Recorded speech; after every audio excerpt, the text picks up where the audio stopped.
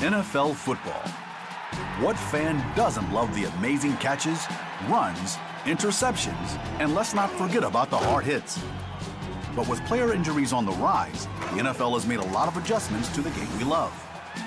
Since 2002, the NFL has made roughly 50 rules changes in an effort to make the game safer. With all the changes that the National Football League has made to make the game safer for players, some say that the game is becoming soft. But is it? Or is it that the league is making strides to secure the longevity of America's game, which starts with player protection? Jennifer Langton is the NFL's Vice President of Health and Safety.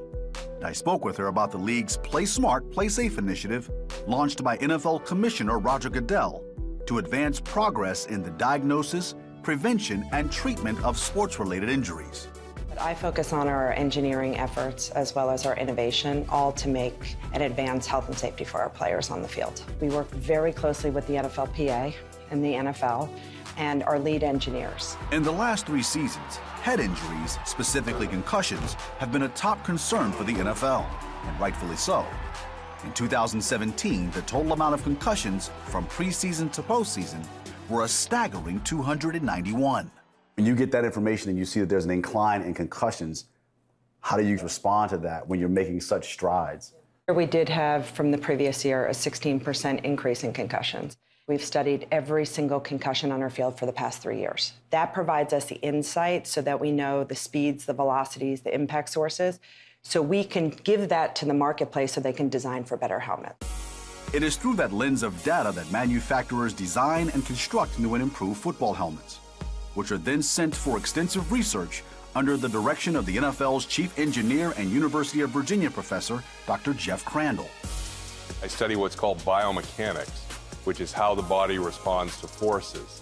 We do a lot of work trying to study when a concussion occurs, what are the forces, what are the motions involved, and then we bring that into a laboratory setting like you'd see here in our laboratory, where we use an impactor, which reproduces a player coming in and striking another player that would be wearing a helmet.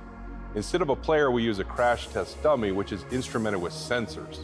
Those sensors measure the accelerations and motions of the head from an impact. And by changing out the helmets, evaluating the helmets, we can see which ones are best able to mitigate the forces or manage the forces. So that's a measure of safety. But that's just one way the impacts are measured. The other is virtual. Through the computer, we can actually simulate the impact. So rather than running a physical test, you run a computer simulation where you can make hundreds or thousands of virtual prototypes, test them in a very efficient way, and really get to much better designs quicker, cheaper, and more effectively. Most NFL fans watch games and just assume that the players are all wearing the same style helmet. Well, they're not. According to Dr. Jeff Crandall, chair of the NFL Engineer Committee, all helmets aren't created equal. After we test the helmets, both physically and virtually, one of the things we want to do is we want to generate information for players to make informed decisions.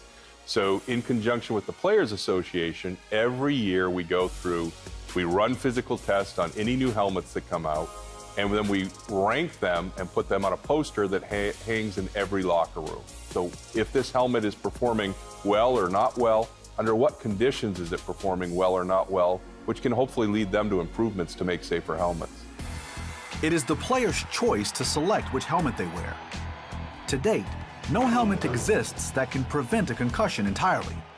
That's why Jennifer says that educating the players on better performing equipment and safer ways to play the game is at the forefront of this initiative. When we go back to our mission, it's to advance the health and safety of our players. And we're lucky enough working with the NFLPA that we have the best of experts that we attract to do the research, and they are independent, but the education needs to move forward, which I think that we've done a tremendous job this year. And we see that because we see 72% of players now adopting top performing helmets. That was just over 40% last year. So the education is working, but it's data-driven. So yes, concussion is an issue, but let's try to understand it, but let's try to improve it. And that is understanding the mechanism of injury so that we can make the game safer for the players and still build that excitement around it.